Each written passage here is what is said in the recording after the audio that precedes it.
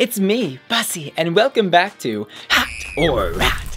And today we'll be reviewing episode 9 of RuPaul's Drag Race Season 13. I'll be breaking down each of our Queen Snatch Game performances and fascinating Fascinator runways for you. But first, I want to remind you to click like if you love Snatch games, to press subscribe if you think that's hot. And I'd also like to say thanks to my generous patrons who support my channel over on patreon.com/BussyQueen and get exclusive member benefits like early access to my videos, exclusive lip sync reaction videos every single week, their names in the credits of my videos and personal shoutouts, access to the Bussy Queen Discord server, and more. For just a few dollars a month, they get all those benefits and the satisfaction of sleeping better at night knowing that they've supported an independent creator. But seriously, they help me afford things like wigs, hair, makeup, rent, and food, and who doesn't love a stuffed Bussy? So don't wait any longer. Click the link in the description of this video to join my Patreon at patreon.com/BussyQueen.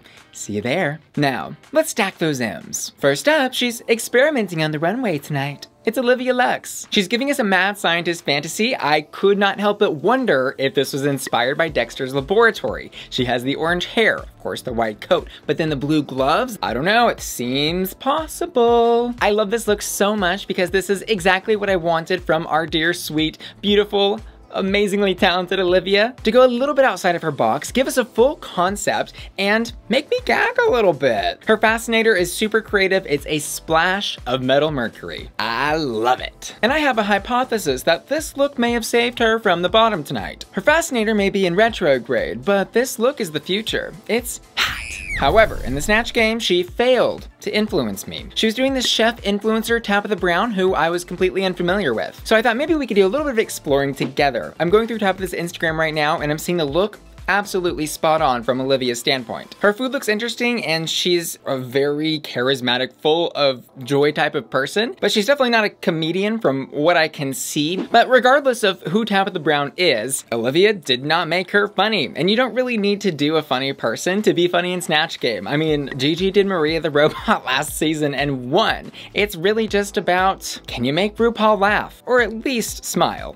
And she didn't do either of those things tonight. Olivia's vegetables were rotten from start to finish. Next up, my God, I can see her rosebud from here. She really should get that checked. It's Rosé. So tonight, Rosé is the most on the nose that she has ever been. She's combined her love of pink, which we have seen her in many times throughout this season, with her love of ruffles, and then doing a play on the pronunciation of her name, Rosé, as Rose. All the other times that she has tried to incorporate ruffles in her looks, or do something with this type of fabric, she's ended up looking a bit dated, but this garment really takes Rosé into a new direction. She looks fashionable, fresh, punny. It's very smart. There's a really nice attention to detail here. There's some studs on her belt and on her gloves, which are of course resembling thorns from her being a giant rose. And I think it really was those little moments where she let our eyes have a break on the asymmetrical sleeve that allowed us to have a moment with this garment on the runway. Rosé was in full bloom tonight. This look is hot.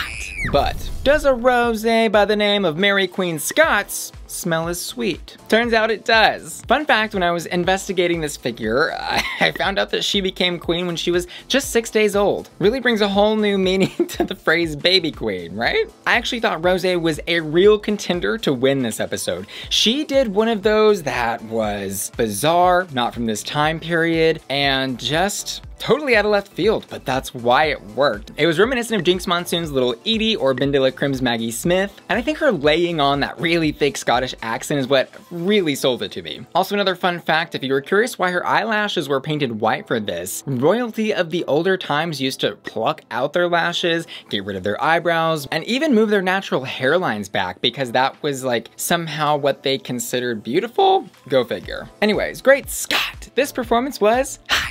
Next up, a Tisket, a Tasket. Utica brought a basket on her head. She's giving me crazy cat lady in her younger years, working at Vogue, throwing a picnic on her lunch break for all of her imaginary friends' realness. The main part of this outfit is made to look like the blanket that you would throw down and have the picnic on, and then she's got the details of like ants crawling up her legs, bees, she says, flying out of her basket, even though I think they looked a little bit more like butterflies, and overall just looks so editorial. It's a really well-constructed garment that is fresh, funny, campy, and exciting. This is the reason that we love Utica. This look is the bee's knees. It's hot. However, tonight Utica's runway was a work of art, but her Snatch Game was a cheap imitation of Bob Ross. Actually, it really didn't imitate much. It was pretty fucking weird. First, I do want to talk about the fashion of this look. Instead of wearing curly hair because she thought that would be cultural appropriation, she chose to make a headpiece out of squirrels. That was kooky, crazy, and again, why we love Utica. I think there probably is a lot of potential here to take this iconic character and make him funny, but Utica missed every single opportunity she could have taken, and even did really weird things like lick the spray paint on her little index card. And I think that was like a last-ditch effort to do something crazy and unexpected, kind of like how Katya ate hers when she was doing Bjork. Anyways, Utica's paint tonight was expired. This was a rat. Next up, girl, I'm not even gonna make a pun here because I don't want to take away from the seriousness and amazingness of this look. It's Simone. She is wearing this almost nun-esque outfit. It appears at first. It reminded me very much of Gaga in 2013 at the VMAs. This look is stunning by itself. And then she reveals she is a black angelic being. And then she turns around and her fascinator says, say their names. And she's got 2 rhinestoned bullet holes in her back. Like, my jaw was just dropped on the floor, gagged that she did this on national TV on RuPaul's Drag Race. I was like, oh, she is a queen. She really did that. In her confessional, they overlaid on her runway. She is saying their names too. Breonna Taylor, George Floyd, Breela Stone, Trayvon Martin, Tony McCade, Nina Pop, and Monica Diamond. The phrase say their names is of course from the Black Lives Matter movement that has been occurring in the United States, waking a lot of people up and helping everyone to realize that there is way too much police violence and Black people are dying at the hands of this police violence, and we cannot, as a society, let that keep happening. This runway raises awareness to the cause, says their names, and reminds us all what we have been through as a country in the past year. This look is hot, and the message makes it unforgettable. And in the Snatch Game, you think she was walking around with a shiny dress and a crown on her head when she was taking slaves to freedom?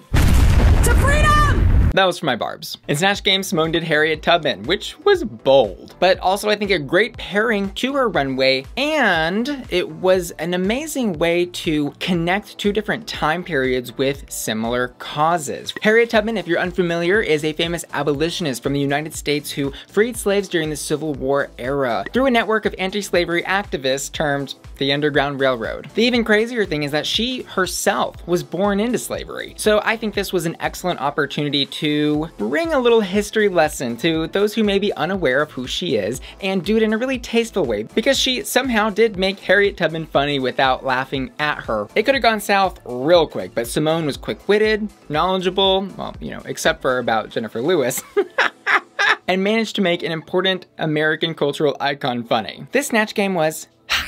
Next up, oh my god, how's her head? It's Gottmik. I don't know about y'all, but this punk runway spoke to me in ways that runways have not spoken to me in many episodes. Her fascinator is a giant paper clip sticking through her head with a drop of rhinestone blood coming off the end. She managed to do something fashionable, underground, anarchist, and punk all in one. It's so great. I love the detail of the little gender symbol on the bottom of this coat. I mean, the whole thing is just Gottmik from head to toe. This look raged against the machine. It's hot.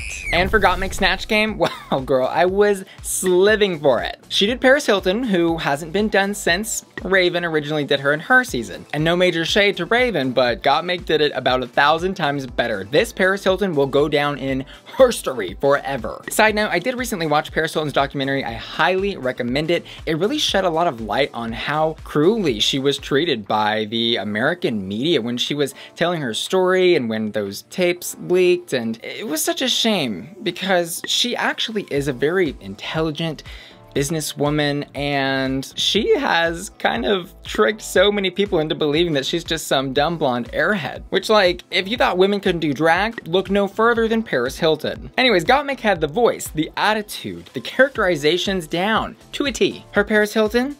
That's hot. Next up, Roller Girl. I hardly know the girl. It's Denali. She says she's giving us vintage diner girl realness, which she is. Like, this outfit was so lackluster for Drag Race. Like, girl, can we put one rhinestone on it? Maybe on the apron, on the collar, on the tights, somewhere, just one little tiny sparkle. But instead, it literally was just like Halloween costume cut thing, as Michelle brought up, with admittedly a very cool fascinator on the top of her head. It was reminiscent of the blood bucket one that Raja did for her Carrie look back on her season. Whether it was intentional or not, I really appreciate that nod to drag fashion of the yesteryears. And, you know, she is roller skating on the runway. Season 8 is quaking. Like, we have to give her credit for those two things at least. But overall, the look is a rat. But in the Snatch Game, oh my god, she was totally gorge. Her JVN was unexpected, fresh, fun, JVN to a T. I think Denali deserves extra props here because JVN's character is so eccentric, so out there and bubbly and wild. It would have been so easy for it to appear that she was just making fun of him, but instead of laughing at him, she was laughing with him. Very, you know, in on the joke and appreciative of who he is and what he does, which I think takes a special kind of comedy genius to do. She, I think, actually was so good. She could have shared this win with Gottmik and I would not have been mad at all. This performance was hot. Next up, it's Elliott with 2 T's and 1 leg tonight. I was so glad that Michelle explained what the hell was going on here because I didn't get it. So the frumpy frilly leg moment is actually supposed to be the lack of leg, which is, I guess, matched by the arm on the top as well, because she's got flamingo feathers in her hair and she's a flamingo. They stand on 1 leg. I feel like if she had literally left the fabric on the leg and that arm off and it had just been her skin, this look could have been 1,000 times better. And I do think she needed to fix the hair on this. A little pussycat probably would have been a lot better, or something off the shoulder, because the texture of that bodysuit was so intense and detailed that having all that frizzy hair mixed in with it really just kind of washed everything out and looked strange. And we've also already seen a bird done really well this season. Denali. And unfortunately, Elliott's bird just didn't leave me squawking for more. This look was a regret. And in Snatch Game, she did Rue. No, the other Rue, McClanahan from Golden Girls. Okay, so I have a confession. I've never seen Golden Girls. Crucify me now in the comment section below if you have to, but I don't know, I just was never around it and never felt inspired to turn it on. I have seen Mean Girls though. I imagine they're similar, right? Anyways, yeah, this was another Tabitha Brown moment. It was like, it doesn't matter if the audience doesn't know who the person is. What matters is the person in the Snatch Game telling jokes. And Elliott told not one joke. She just kind of kept repeating that she liked men and gentlemen. There was just no substance behind her choice of character. It also doesn't help that Rue had extremely high expectations for Elliott choosing this person because it's Rue's favorite show. Anyways, yeah, this was a straight up rot. Saddle up, we're off to the races. Cases of Bacardi Chasers. It's Tina Burner. Remember Violet Chachki's jockey look? Well, this is her now. Girl, Tina. She is beating a dead horse with how bad her runways have been this season. My god. And it's like such a shame because I really think she has good ideas, but the way that the garments are made, they come off almost too campy. It's like, yeah, we get it, you're a horse, you've got the roses around your neck, you've got the giant blue ribbon, but you've got a horse on your head too? Let's just bring that back 1 or 2 steps and make the garment fit better. And that little horse fascinator on her head is the saddest little Seabiscuit I ever have seen. She looks like a potato. But hey, at least she's a potato on Drag Race. I'm just a potato sitting in my bedroom. Anyways, this look finished last tonight. It's a rat.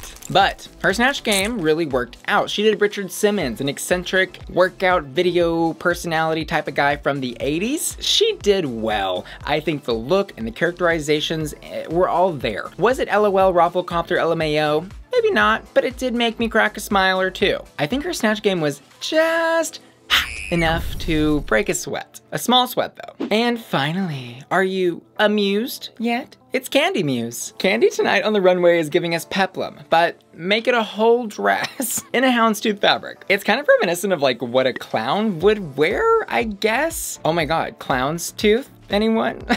And then her fascinator is her last name spelled out on top of her head. But why?